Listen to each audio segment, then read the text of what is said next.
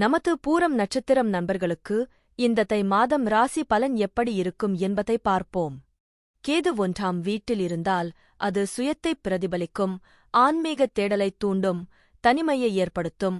நபர் தன்னை விட்டு விலகி நிற்பது, உணர்வுகளை வெளிப்படுத்துவதில் சிரமம், வாழ்க்கைப் பாதையில் கேள்வி எழுப்புதல், உலகியல் விஷயங்களில் பற்றின்மை, கூர்மையான தோற்றம் போன்ற பலன்களைத் தரும். மேலும் இது ஆழ்ந்த சுயபரிசோதனை மற்றும் உலகை ஆராய்வதற்கான நேரமாகும்.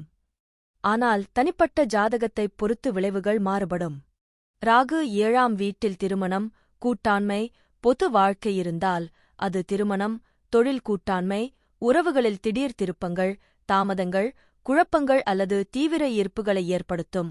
இது எதிர்பாராத கூட்டாளிகள், பல உறவுகள் அல்லது வாழ்க்கைத் துணையைத் தேடுவதில் தடைகளை உருவாக்கலாம். சில சமயங்களில் பிரிவினையையும் விவாகரத்து குறிக்கலாம், ஆனால் ஆழ்ந்த அனுபவத்தையும் வளர்ச்சியையும் தரும். 8வது வீட்டில் சனி இருப்பது பெரும்பாலும் கர்ம வினைகளைக் கர்ம சவால்கள் குறிக்கிறது. ஒழுக்கம், மாற்றம், நீண்ட ஆயுள், ஆனால் திடீர் மாற்றங்கள், மறைக்கப்பட்ட எதிரிகள், நிதி கடன் பரம்பரை, உறவுப் பிரச்சினைகள், மாமியார் மற்றும் ஆழ்ந்த பயங்கள் ஆகியவற்றுடன் சாத்தியமான போராட்டங்களையும் கொண்டுவருகிறது.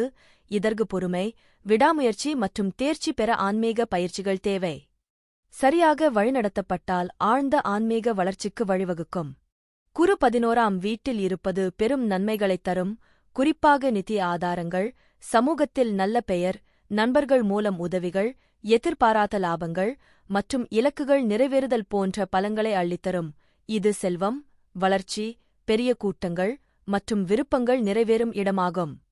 புதன் 6ஆம் வீட்டில் இருப்பது அறிவு, நகைச்சுவை உணர்வு, கடன் வாங்குதல் கொடுத்தல், மாமன் வழி உறவுகள், போட்டி, எதிரிகள், வேலை, சேவை போன்றவற்றைக் குறிக்கும்.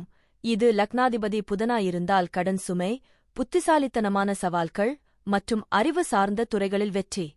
செவ்வாய் 6ஆம் வீட்டில் இருப்பது ஆற்றல், தைரியம், வேலைத்திறன் தரும். ஆனால் சண்டை, கோபம், ஆரோக்கியப் பிரச்சினைகள் வர வாய்ப்புண்டு. கடன்கள், எதிரிகளை வெல்லும் சக்தி தரும். தொழிலில் முன்னேற்றம், சேவை மனப்பான்மை, சவால்களை சமாளிக்கும் திறன். சூரியன் 6ஆம் இடத்தில் இருப்பது ஜாதகத்தில் நல்ல பலன்களைத் தரக்கூடிய கடின உழைப்பு, போட்டித்தன்மை, சவால்களை வெல்லும் திறன், வேலை தொழிலில் உயர்வு, அதிகாரம் தரும். 6ஆம் வீட்டில் சுக்கிரன் அமர்வது நல்ல உடல்நலம், செல்வம், வசீகரமான தோற்றம், கலைத்திறன், ஆடம்பர வாழ்க்கை போன்ற நேர்மறை விளைவுகளைத் தரும். ஆனால் சில நேரங்களில் நோய்கள், சவால்கள், காதல் பிரச்சினைகள் அல்லது கடன் சுமை போன்றவற்றைத் தரலாம்.